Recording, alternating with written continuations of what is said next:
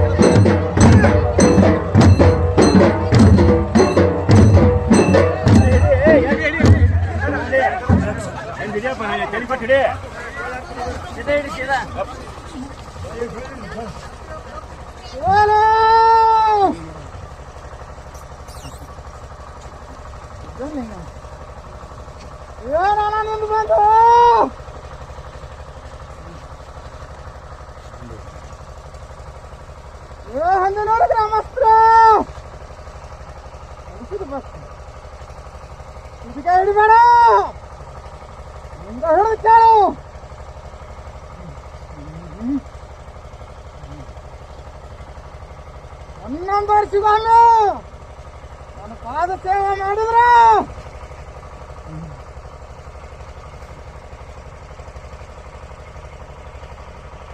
ಮನೆಯೊಳಗೆ ಬಂಗಾರ ಪಾಠ ತೂಗ್ತಿರಲ್ಲ ನೀಡಿ ದಾಸ ಆರಿದ್ರ 3 ಗಂಟೆ ಮೊರಬೇಟಿ ಮಾಡ್ತಲ್ಲ ಮಾಡ್ಬೇಡಿ.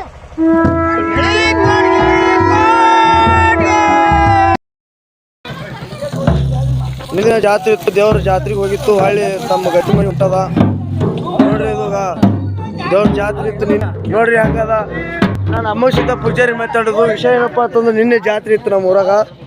ಇವಾಗ ಕರೆಕ್ಕಿ ಬಡಿಯಾಳ, ಇವ ಲಿಗ್ಗಗೌಡ, ದೊಡ್ಡಪ್ಪ, ಇವೆಲ್ಲ ಗೌಡ್ರು ಕೂತಾರ್ರಿ. ಈಗ ಮಾಡ್ಕೊಂತಾವ. ಇವ ಇಲ್ಲಿ ಹಿಡ್ದನಾಗ ಇಲ್ಲಿ ಅಣ್ಣಾರು ಮಾತಾಡತ್ತಾರ, ಏನೋ ಮಾತಾಡತ್ತಾರು.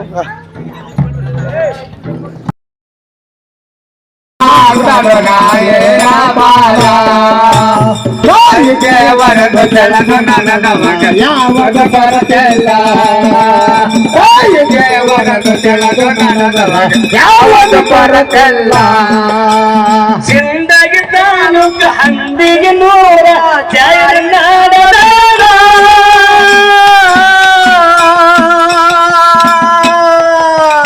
ಗಂಭೀರ ಗುರುವ ಇಳಿಯನಿಸಿದ್ದ ಹೋಗಿ ಹಿಡಿದವ ಕಾಲ ಮಾತಾಡ್ತಾರೆ.